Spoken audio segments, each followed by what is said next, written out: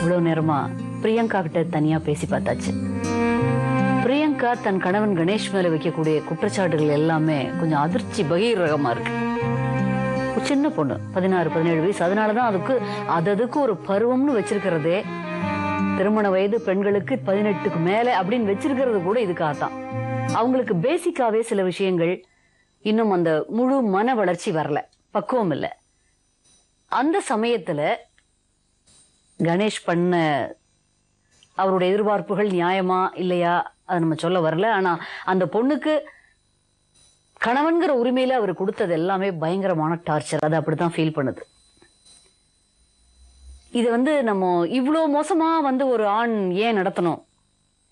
எப்படி அந்த பொண்ணு திருப்பி தங்கூட வாழ வருவா? சபையில சொல்ல முடியாத அநாகரிகமான விஷயங்கள் எல்லாத்தையும் ஓப்பனா சொல்ல முடியாது. கணேஷ், உங்களுக்கு தெரியும்பா அவங்க என்ன சொல்லியிருப்பாங்க, நீங்க என்ன விதமா நடந்துருப்பீங்கன்னு. அது சரியா? மேடம், நான் மேடம் என்கிட்ட ஆதாரம் இருக்கு மேடம். அவங்க அம்மா பேசுனதுல நான் ரெக்கார்டிங் பண்ணி வச்சிருக்கேன். அவங்க இல்ல, அந்த ரெக்கார்டு அம்மா, உங்க அம்மா, அவங்க அம்மா விடுங்க. உங்க அம்மாவும் அந்த பொண்ணு விலகி போறதுக்கு ஒரு முக்கியமான காரணமா இருந்திருக்காங்க. உங்க அம்மா வார்த்தைகள்ல நோகடிச்சிருக்காங்க. உங்களுக்கு உங்க அம்மா ரொம்ப பிரியமானவங்களா இருக்கும், அது மாதிரி அந்த பொண்ணுக்கும் அவங்க அம்மா பிரியமானவங்களா இருப்பாங்க. ஆனா 2 அம்மாவுமே முக்காவாசி இந்த நிகழ்ச்சியில் நம்ம பார்த்துக்கிட்டே இருக்கிறோம். நம்ம நேயர்களுக்கும் தெரியும், அம்மாக்கள் குழந்தைகளுடைய வாழ்க்கையை கெடுக்கிறதுல மிகப்பெரிய பங்கு திருமணத்துக்கு அப்புறம் வகிக்கிறாங்க. இது அதையும் தாண்ட ஒரு குற்றச்சாட்டு. சோ 2 அம்மாவை விட்டுருங்க, அது சின்ன மேட்டர். உங்களுக்கும் பிரியங்காவுக்கும் இடையில் இருக்கக்கூடிய சில அந்தரங்கமான விஷயங்கள்ல அந்த பொண்ணு எந்த அளவுக்கு அப்படியே ஒரு பயந்து வெறுத்து போயிருக்கா அப்படிங்கறத நீங்க புரிஞ்சுக்கவே இல்லை. இல்ல மேடம், அவங்க நீங்க கணவன்கிற உரிமையில பண்ணிருக்கலாம். பட் அந்த பொண்ணுடைய மனது ரொம்ப முக்கியம். பெண்ணுடைய விருப்பம் இல்லாம கணவனா இருந்தாலும் அதை தொடக்கூட கூடாது, தெரியுமா? சட்டப்படியும் தர்மப்படியும் தொடக்கூட கூடாது. நீங்க இவ்வளவு கேவலமா அந்த பொண்ணை நடத்துனதுக்கு அப்புறம் அந்த பொண்ணு திருப்பி நீ வாழவான்னு எப்படி வரும்? அது உங்க மனசாட்சிக்கு தெரியுமில்ல என்னென்னலாம் பண்ணிருக்கீங்கன்னு.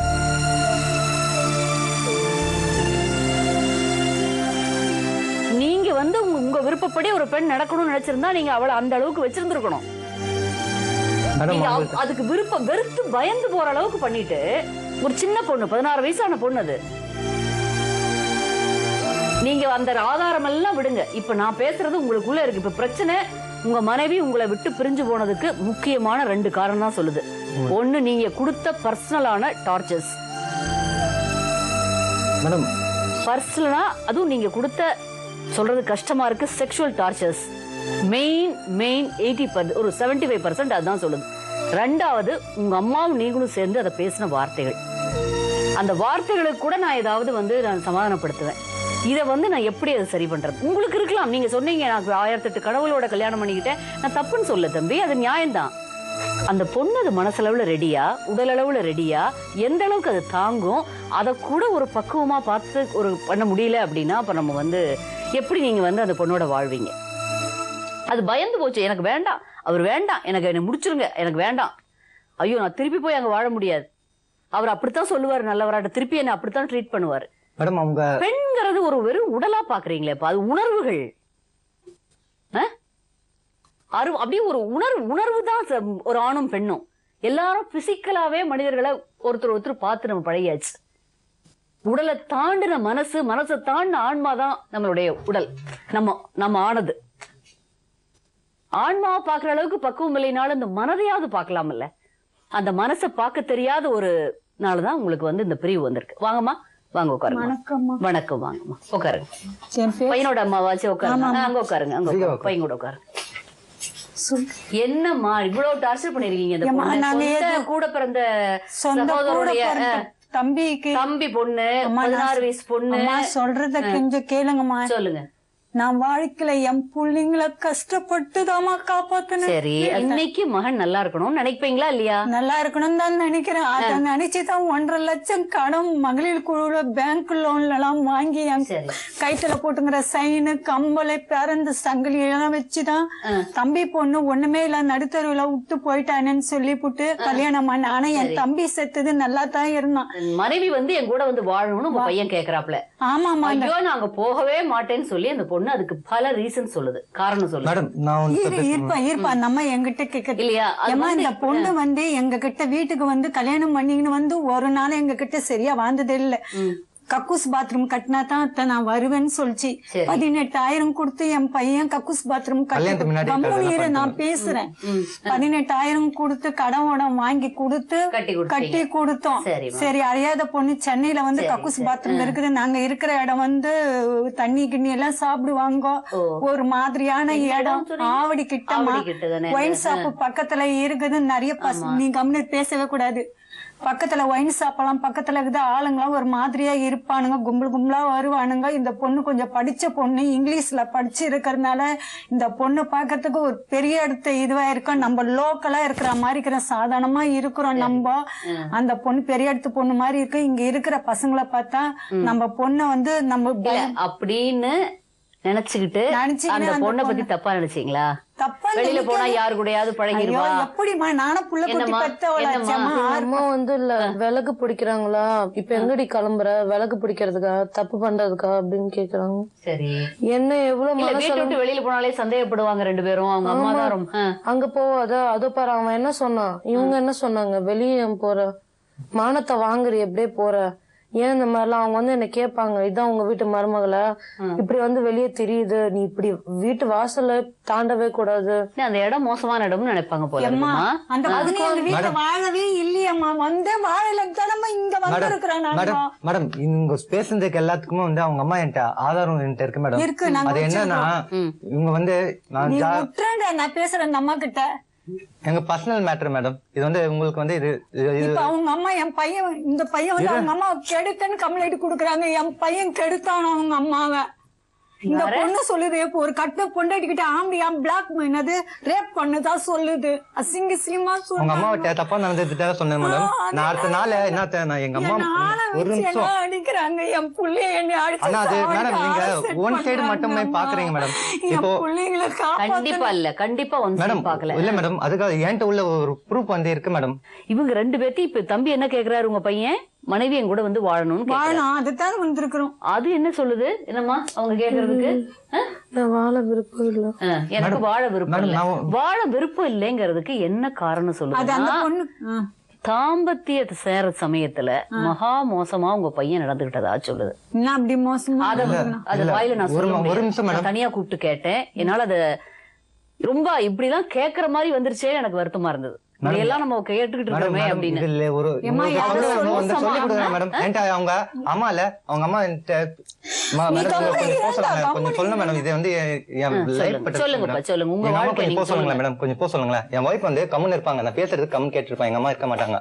இப்போ வந்து மேடம் இப்போ அந்த ஒரு லேடி இருந்தாங்க மேடம். அவங்க வந்து ராஜா நீ வாப்பா, நான் உன்கிட்ட கொஞ்சம் பேசணும், உன் ஒய்ஃபை பேசி உன் வீட்டுக்கு அமுச்சு விட்டுறேன், நீ வா பேசலாம் அப்படி சொல்லி சொன்னாங்க. சரி சரிக்கா நான் வரேன் அப்படி சொன்னேன். சரி அவங்க மேடம் பேர் என்ன?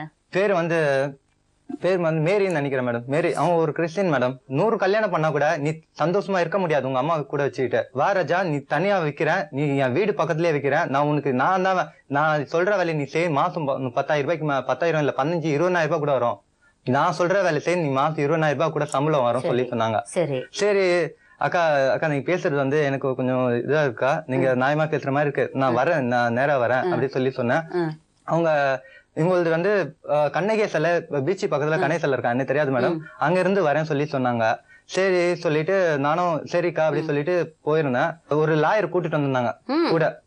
லாயரா இவங்க சார்பா பிரியங்கா லாயர்லாம் கிடையாது, அவங்க ஆக்சுவலி டிரைவர் கூட ஒயிட் அண்ட் ஒயிட்ல வரலாம்ல மேடம். மேடம் ஜென்ஸா லேடிஸா கூட வந்தது? மேரி கூட வந்தது ஜென்ஸ். அவங்க வந்து இங்க உடனே வந்து கேட்டோனே வெளியே போற டைம்ல நாங்க இந்த மாதிரி வந்து அழுதுட்டு கூப்பிட்டேன். அவங்க அம்மா வந்து என்ன அடிச்சுட்டாங்க, வாங்க அத்தை நீங்க தான் வந்து எனக்கு ஏத்த மாதிரி பேசணும், அம்மாக்கு அவ்வளவா பேச தெரியாது, நீங்க தான் அத்தை எனக்கு இருக்கீங்க, நீங்க வந்து பேசுங்க அப்படின்னு. அவங்க வந்து பேசினாங்க, பேசதான் செஞ்சாங்களே தவிர மேல கை மேடம். அவங்க கை வச்சு கூட நாங்க விட்டுக்க மாட்டோம். ஆமா நான் கூட இருந்தேன். ஒரு மாதிரில என்னடா டார்ச்சர் கொடுக்குறியா, என்ன தற்கொலை பண்ணிப்பேன் சொல்றியாமா, சாவுடா, உன்னை யார் இது பண்ணா, நீ சாவுறது சாவு, நாங்கெல்லாம் எதுக்கும் பட மாட்டோம், நீ செத்தா கூட இது பண்ண மாட்டோம். அவங்க சொன்னாங்க பாக்கலாமா 20 நாள்ல டைவர்ஸ் பண்ணிட்டு வேற ஒரு கல்யாணம் பண்ணி காட்டுமா சொல்லி சொன்னாங்க. ஒரு அப்பாவி மேல தேவையில்லாத குற்றச்சாட்டு சொல்லிடக்கூடாது. மேடம் நீங்க போலீஸ் என்கிட்ட ஸ்டேஷன்ல சொன்னதுக்கு தான் தம்பி ஒரு நிமிஷம் நீங்க பேசாம இருங்க. மூடுன்றேன் நானு. கொஞ்ச நேரம் கம்மிட்டு இருங்க, நீங்களும் கம்மிட்டு இருங்கம்மா. பாக்குறதுக்கு தான் மேடம் அப்பா மாதிரி தெரியறாரு. வெளிய பாக்குறதா அப்பா மாதிரி தெரியறாரு. ஆனா அவர் என்ன ட்ரீட் பண்ணது எங்க அம்மாவை கேட்ட கேள்வி, உங்க பொண்ண அந்த மாதிரி தப்பான வழிக்கு விட்டு பணம் வாங்குறீங்களா அப்படின்லாம் கேட்ட அதெல்லாம் வந்து அடுத்தடுத்த கேள்விகள்லாம் வந்து நீங்க வாழ வரல, நீங்க அவங்களை விட்டுட்டு போயிட்டீங்க, நீங்க வந்து எதிர்த்தீங்க, அதனால வரக்கூடிய இருக்கிறப்பவே அந்த வார்த்தைகள் அந்த நிகழ்ச்சியிலேயே நீங்க பாத்துக்கிட்டு இருந்தீங்கன்னா தெரியும். சர்வசாதாரணமா இந்த மாதிரியான வார்த்தை பரிமாற்றங்கள் நடந்துகிட்டே இருக்குது. ஓகே, இப்ப நீங்க சொன்னது உண்மையா இல்லையா? உண்மை மேடம். அதுல எப்படி மேடம் தம்பி நீங்க அந்த மாதிரி பண்ணீங்களா இல்லையா? அம்மா நீங்க பேசாம இருங்க, இது வந்து பர்சனல் மேட்டர் உங்களுக்கு. இல்ல மேடம் பண்ணலன்னு சொல்லிட்டு ஆதாரம் என்கிட்ட இருக்கு மேடம். நான் வந்து அவங்க எந்த டார்ச்சர் பண்ணாது. இது எப்படி ஆதாரபூர்வமா நம்ம நிரூபிக்கிறது? மேடம் அவங்க அம்மாட்ட தப்பா நடந்துட்டு சரி, எதுக்காக அப்பனா அந்த பொண்ணு உங்களோட வரமாட்டேங்குது? நீங்க என்ன ரீசன் நினைக்கிறீங்க? மேடம் அவங்க நீ நல்லாவே இருக்க மாட்டேடி. மேடம் என்னைக்கு அந்த பொண்ணு கூட வந்திருக்க மேடம். சாப்பிட்டா என்ன மேடம் பழிக்கும். இந்த பொண்ணு யாரு ஆளை இட்டுன்னு வந்து என்கிட்ட தப்பா நடக்க வச்சாங்கம்மா. கற்பா ஒருத்தங்கிறான் ஆளை வச்சு அடிச்சுட்டு உனக்கு உன் புள்ள என் புள்ளைய என்கிட்ட தப்பா நடக்க சொன்னாங்க. பெத்த அம்மா மாதிரி இருக்காங்க. அப்படி எப்படி மேடம் பண்ண முடியும்? இவங்க தினமும் வீட்டுக்கு போலீஸ் ஸ்டேஷன்ல போனா போய் தான் சொல்லுவாங்க. சொல்லிட்டு அவங்க அம்மா நான் வந்து ரெக்கார்டிங் பண்ணி வச்சிருக்கேன் மேடம். வீட்டுக்கு வரப்போலாம் ஃப்ரெண்டு ஒரு 4-5 பேர் ஜென்ஸுங்களோட தான் வருவாங்க. ஆனா கேட்டு பாருங்க, என் புள்ள ஃப்ரெண்டே வச்சுக்க மாட்டா, ஃப்ரெண்ட்ஷிப் கிடையாது. சொல்லாதடி. இந்த பையனை பார்த்தா நிறைய பேரோட பழகுற மாதிரி தெரியும். லேடிஸ் கூட இருக்காங்க.